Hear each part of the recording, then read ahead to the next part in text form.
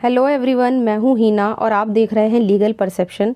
आज की वीडियो में जो भी चीज़ हम डिस्कस करेंगे वो काफ़ी इम्पोर्टेंट है। देखिए, आज की वीडियो का जो टॉपिक है वो है विधि द्वारा स्थापित प्रक्रिया और सम्यक विधिक प्रक्रिया। ये दोनों कहाँ हैं, मतलब कहाँ कहाँ पर इनका प्रावधान किया गया है, कहाँ पे आपको इनका वर्णन मिलेगा और दोनों में क्या डिफरेंस है, वो सब हम इस वीडियो में डिस्कस करने वाले हैं। इसलिए वीडियो के एंड तक बने रहिएगा। साथ ही अगर आप इस वीडियो लेक्चर की पीडीएफ चाहते हैं तो आप फ्री में टेलीग्राम से ले सकते हैं, जिसका लिंक आपको डिस्क्रिप्शन में मिल जाएगा।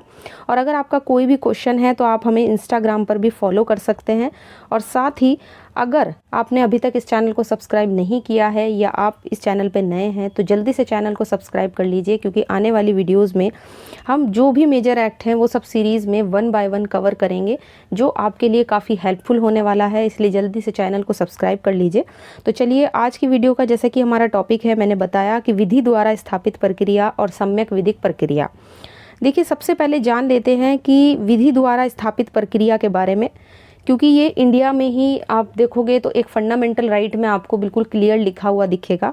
सबसे पहले बात करते हैं आर्टिकल 21 की, अनुच्छेद 21। देखिए, जो एक फंडामेंटल राइट है, एक मूल अधिकार है, ये उपबंध करता है कि किसी भी व्यक्ति को उसके प्राण या दैहिक स्वतंत्रता से विधि द्वारा स्थापित प्रक्रिया, यानी जिसे हम इंग्लिश में प्रोसीजर इस्टेब्लिश्ड बाय लॉ के अनुसार ही किसी को वंचित किया जाएगा, अन्यथा नहीं।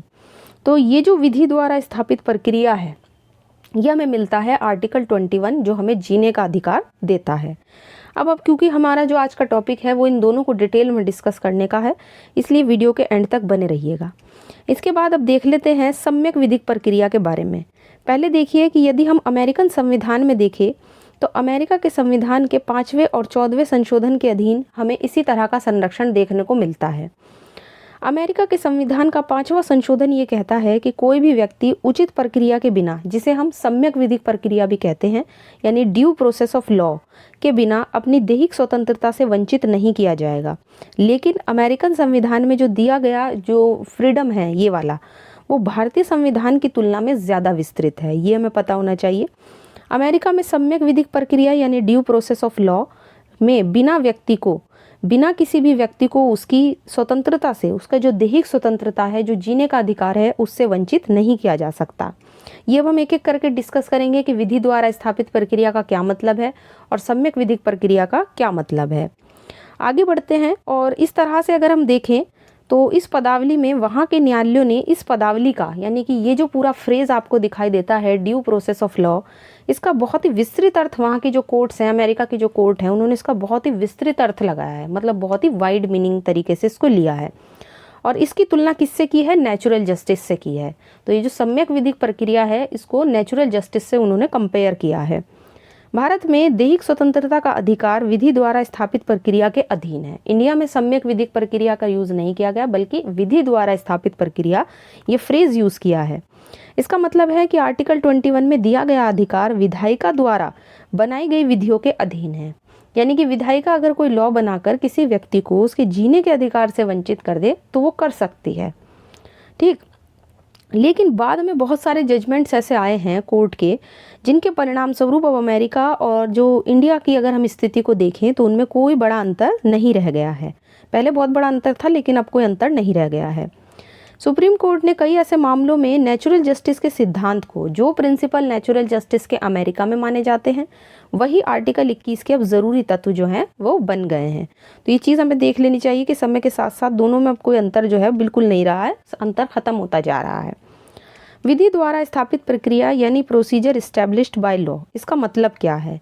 तो देखिए, विधायिका या संबंधित निकाय के द्वारा जो कानून बनाया गया है वो वैध है, मतलब वो बिल्कुल लीगल है, अगर उसे स्थापित करने की जो प्रक्रिया है उसका सही ढंग से पालन किया गया है।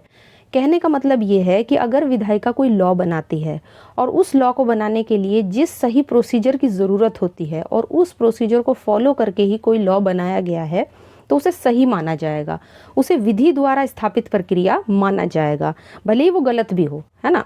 यहाँ पे कहने का मतलब ये है।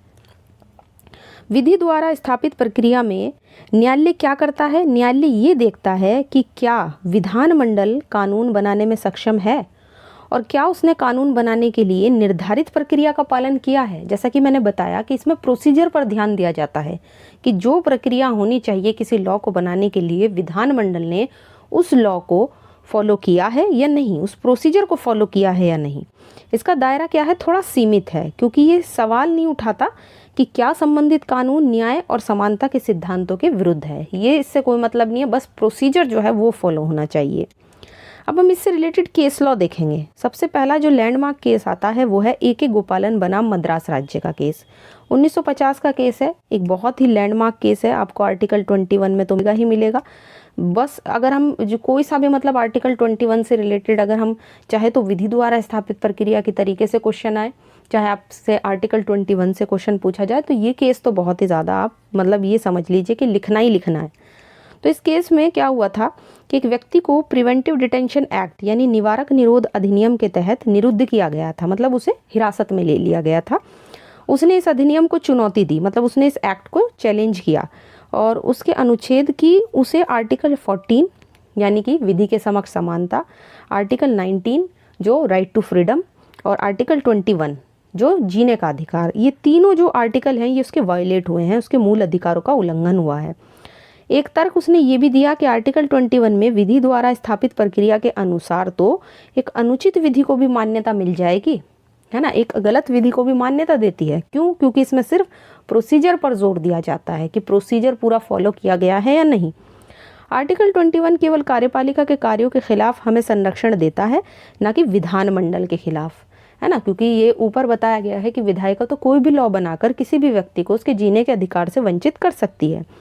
विधानमंडल देखिए वही बात है कि जीने के अधिकार से वंचित कर सकती है, जबकि इस मामले में जो जस्टिस फजल अली थे उन्होंने थोड़ा सा विसम्मत निर्णय दिया था, यानी उनका जो जजमेंट था वो बाकी जजेस से अलग था। उन्होंने कहा कि अगर विधायिका कोई लॉ बनाती भी है तो कम से कम वो फेयर हो, रीजनेबल हो, उसमें मतलब बहुत ज़्यादा मतलब जो भी लॉ बनाया जाएगा ना वो बिल्कुल न्याय संगत होना चाहिए, किसी के साथ कोई अन्याय नहीं होना चाहिए। तो इस तरीके से जस्टिस फजल अली का हमें नाम ध्यान रखना है, वो इस केस में उनका जो था वो विसम्मत निर्णय था। इसके बाद जो नेक्स्ट केस आता है वो है सतवंत सिंह का केस। सतवंत सिंह बनाम राम रत्नम का केस है, 1967 का केस है।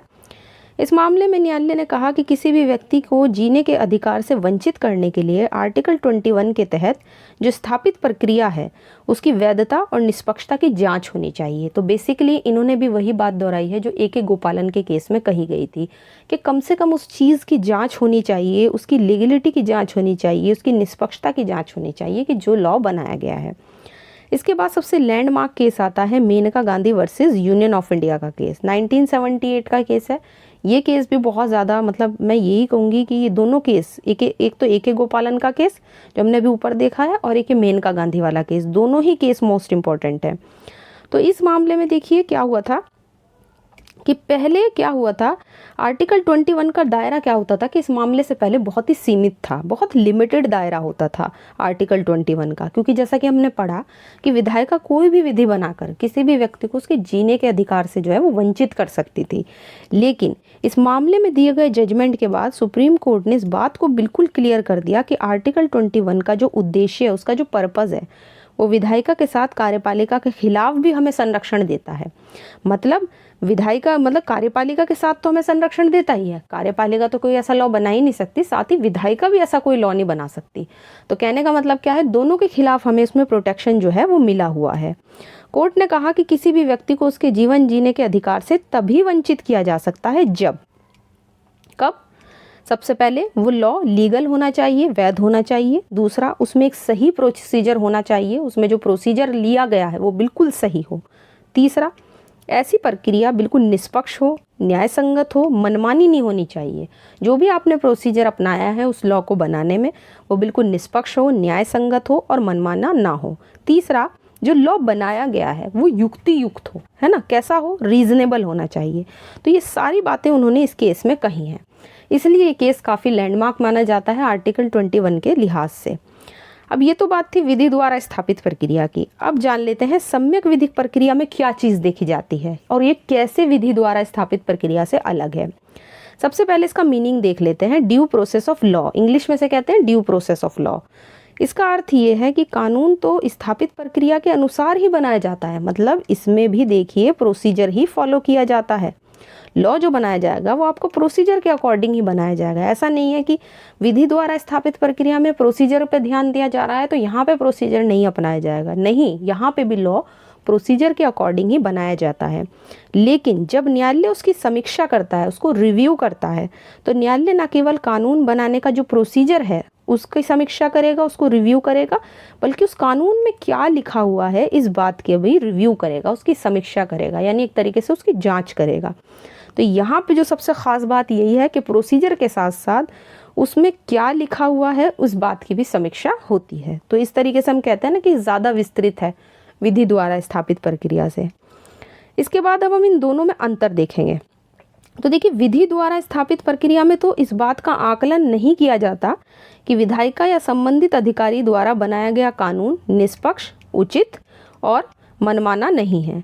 जबकि अगर मैं सम्यक विधिक प्रक्रिया की बात करूं तो इसमें कानून की वैधता का आकलन करने के लिए कानून की प्रक्रिया के साथ साथ उसका मूल जो होता है उसके दोनों पहलुओं पर अध्ययन की जाती है, उसका ओरिजिन है ना, उस चीज़ पर। जैसे अगर मैं इसको आपको सिंपल वर्ड्स में समझाऊं, विधि द्वारा स्थापित प्रक्रिया में सिर्फ प्रक्रिया पर ध्यान दिया जाता है, वहीं सम्यक विधिक प्रक्रिया में प्रक्रिया के साथ साथ उसमें जो निहित तत्व होते हैं, उसके जो मेन एलिमेंट्स होते हैं, उन पर भी ध्यान दिया जाता है। तो एक अंतर ये हो गया। दूसरा डिफरेंस है, विधि द्वारा स्थापित प्रक्रिया का प्रावधान हमने ब्रिटेन के संविधान में दिया गया है। जैसे हमने बताया था ना मैंने कि जो पार्लियामेंट्री सिस्टम है, संसदीय प्रणाली और बहुत सारी चीज़ें हमने ब्रिटेन के कॉन्स्टिट्यूशन से अडॉप्ट की हैं। तो ये तो हमने लिया, ये तो ब्रिटेन का संविधान में है ये विधि द्वारा स्थापित प्रक्रिया। जबकि अगर मैं सम्यक विधिक प्रक्रिया का प्रावधान देखें तो ये मिलेगा आपको अमेरिकन कॉन्स्टिट्यूशन में। तो इस तरह से दूसरा अंतर ये हो गया है ना, कॉन्स्टिट्यूशन का अंतर हो गया। इसके बाद तीसरा है, विधि द्वारा स्थापित प्रक्रिया का प्रावधान भारतीय संविधान के आर्टिकल 21 में बिल्कुल स्पष्ट रूप से लिखा हुआ है, एकदम क्लियरली आपको लिखा मिलेगा। जब आप आर्टिकल 21 पढ़ोगे तो 1.5 लाइन का आर्टिकल है, विधि द्वारा स्थापित प्रक्रिया आपको बिल्कुल क्लियर वहाँ पर लिखा हुआ मिलेगा। जबकि अगर हम सम्यक विधिक प्रक्रिया की बात करें तो इसका प्रावधान भारतीय संविधान में आर्टिकल 21 में स्पष्ट रूप से आपको उल्लेख करता हुआ नहीं मिलेगा। जब हम इस चीज़ को डिटेल में पढ़ते हैं, जब हमें लॉन्ग क्वेश्चन लिखना होता है, तब हम आते हैं सम्यक विधिक प्रक्रिया पे, तभी डिफरेंस करने का अंतर आपको मौका पड़ेगा। विधि द्वारा स्थापित प्रक्रिया का दायरा थोड़ा सीमित है, जबकि सम्यक वाले का दायरा थोड़ा विस्तृत है। मैंने बताया ना कि उसमें नेचुरल जस्टिस के भी प्रिंसिपल्स डाल दिए जाते हैं। हालांकि आज भी विधि द्वारा स्थापित प्रक्रिया अगर हम इंडिया में बात करें तो यहाँ पे भी वही सारी चीज़ें फॉलो होने लगी हैं। सिर्फ प्रोसीजर पे ध्यान ना देकर इस बात पे ध्यान दिया जाता है कि जो मेन एलिमेंट्स हैं किसी लॉ के वो किस तरीके से हैं। तो ये सारी चीज़ें जो हैं अब इंडियन कॉन्स्टिट्यूशन में भी आपको देखने को मिलेंगी। आर्टिकल 21 धीरे धीरे होता जा रहा है। तो इस तरह से जो नेक्स्ट दोनों में अंतर आता है, ये ऊपर तो हमने अभी तक 4 डिफरेंसेस क्लियर किए हैं। अब हम अगले अंतर की तरफ बढ़ते हैं। तो विधि द्वारा स्थापित प्रक्रिया में ये निर्धारित किया जाता है कि कोई भी कानून जो विधानमंडल के द्वारा विधि द्वारा स्थापित प्रक्रिया के अनुसार बनाया गया है या नहीं, यानी उसमें उस प्रोसीजर को फॉलो किया गया है या नहीं। जबकि सम्यक विधिक प्रक्रिया में ये निर्धारण किया जाता है कि बनाया गया कानून उचित होना चाहिए, निष्पक्ष होना चाहिए और स्वभाव से मनमाना या अन्यायपूर्ण, अनजस्टिफाइड नहीं होना चाहिए, जिससे कि किसी के अधिकारों का उल्लंघन हो। तो ये चीज़ हमें ध्यान रखनी है। इसी तरह से जो नेक्स्ट डिफरेंस है वो भी काफ़ी इंपॉर्टेंट है, क्योंकि देखिए विधि द्वारा स्थापित प्रक्रिया में कोर्ट के पास विधानमंडल द्वारा बनाई गई विधि को बनाने की प्रक्रिया का मूल्यांकन करने की जो पावर होती है वो थोड़ी लिमिटेड होती है। जबकि सम्यक विधिक प्रक्रिया में कोर्ट के पास कानून के संबंध में विधानमंडल जो भी प्रोसीजर अपनाता है उसका मूल्यांकन करने की जो पावर होती है वो ज़्यादा होती है। तो ध्यान से हम मतलब इस चीज़ को पहले ही हम समझ सकते हैं कि जब कोर्ट सिर्फ प्रोसीजर पर को ध्यान में रखेगा, केवल कोर्ट जो है ये देखता है कि जो प्रक्रिया अपनाई है विधानमंडल ने, तो उसका मूल्यांकन जो करेगा कोर्ट, उसके पास शक्ति जो होगी वो थोड़ी सीमित होगी विधि द्वारा स्थापित प्रक्रिया में। जबकि अगर मैं बात करूँ सम्यक विधिक प्रक्रिया की, तो यहाँ पे कोर्ट इस बात को बहुत अच्छे से देखता है, उसके पास ज़्यादा पावर होती है कि विधानमंडल जो लॉ बना रहा है उसमें जो उसने प्रोसीजर अपनाया है उसका मूल्यांकन जब कोर्ट करेगा तो ज़्यादा पावर के तहत करेगा, उसके पास ज़्यादा पावर होंगी। इसके बाद जो नेक्स्ट दोनों में डिफरेंस है वो ये है कि अधिकारियों के मनमाने कार्यों से, यानी विधि द्वारा स्थापित प्रक्रिया जो है जितने भी अधिकारी होते हैं उनके मनमाने कार्य से नागरिकों के अधिकारों की रक्षा करता है, अगर सम्यक विधिक प्रक्रिया की बात करें तो ये जो हमारी एग्जीक्यूटिव है, जो हमारा लेजिस्लेचर है, उन दोनों के कार्यों से नागरिकों के अधिकारों की रक्षा करता है। कैसे करता है? क्योंकि ये इस बात की जांच करता है कि जो लॉ बनाया गया है वो रीजनेबल हो, युक्तियुक्त हो और बिल्कुल वैलिड हो। तो इन सब चीज़ों को देखकर ही वो जो नागरिक हैं उनके अधिकारों की रक्षा करता है। अब अगर हम इसको कंक्लूड करके देखें तो हम ये देख सकते हैं कि सुप्रीम कोर्ट के बहुत सारे जजमेंट्स के बाद अनेकों ऐसे जजमेंट्स अब सुप्रीम कोर्ट के आ चुके हैं कि अब अमेरिका की सम्यक विधिक प्रक्रिया और भारत की विधि द्वारा स्थापित प्रक्रिया के बीच में कोई बड़ा डिफरेंस नहीं रह गया है। मैंने बताया ना आपको कि धीरे धीरे करके अब इंडिया में भी इस विधि द्वारा स्थापित प्रक्रिया पहले क्या कहती थी कि हर व्यक्ति को केवल कार्यपालिका के विरुद्ध संरक्षण है, विधायिका के कार्यों के विरुद्ध संरक्षण नहीं है। यानी कि विधायिका कोई भी लॉ बनाकर किसी भी व्यक्ति के जीने के अधिकार से उसको वंचित कर सकती है। लेकिन अब चूंकि धीरे धीरे जो सिचुएशंस है वो बदलती चली गई और धीरे धीरे सुप्रीम कोर्ट के अनेक जजमेंट्स के बाद सुप्रीम कोर्ट ने भी इस चीज़ को देखा कि नहीं, जो लॉ बनाया गया है वो उचित हो, मनमाना ना हो, वो बिल्कुल सही होना चाहिए जिससे किसी के अधिकारों का वायलेशन ना हो। तो ये सब चीज़ें देखते हुए ही जो चीज़ अमेरिका में फॉलो की जाती थी, लॉ के बारे में ना केवल प्रोसीजर को देखना बल्कि लॉ के बारे में इस चीज़ को भी देखना कि वो रीजनेबल है या नहीं, वो जस्टिफाइड है या नहीं, वही चीज़ अब इंडिया में भी देखी गई है। और भारत में अब आर्टिकल 21 में जीने के अधिकार को जो व्यक्ति को मिला हुआ है वो कार्यपालिका विधायिका दोनों के कार्यों के खिलाफ हमें संरक्षण देता है। यानी कि ना तो वो कार्यपालिका और ना ही विधानमंडल किसी भी व्यक्ति को उसके जीने के अधिकार से वंचित कर सकता है जब तक कि बनाया गया कानून वैध, उचित और युक्तियुक्त ना हो। ठीक, तभी हो सकता है ऐसा।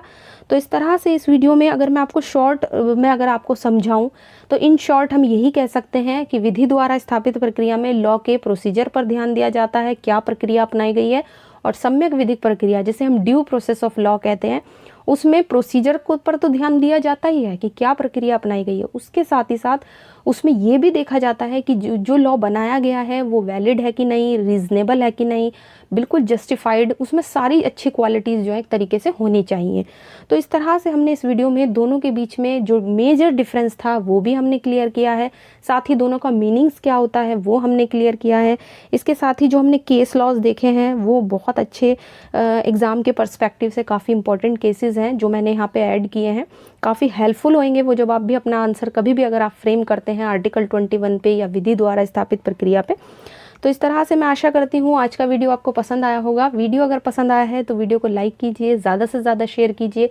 चैनल पर अगर आप नए हैं या अभी तक आपने चैनल को सब्सक्राइब नहीं किया है तो जल्दी से चैनल को सब्सक्राइब कर लीजिए, क्योंकि आने वाली वीडियोज़ में हम जितने भी अपने मेजर एक्ट हैं वो सभी सीरीज़ में विद केस लॉज डिटेल में 1 बाय 1 जो है वो डिस्कस करने वाले हैं। और अगर आप इस वीडियो लेक्चर की PDF लेना चाहते हैं तो आप फ्री में टेलीग्राम से ले सकते हैं। साथ ही अगर आप अपना कोई भी क्वेश्चन पूछना चाहते हैं तो आप हमें कमेंट करके पूछ सकते हैं, या साथ ही आप इंस्टाग्राम पर भी लीगल परसेप्शन को फॉलो कर सकते हैं।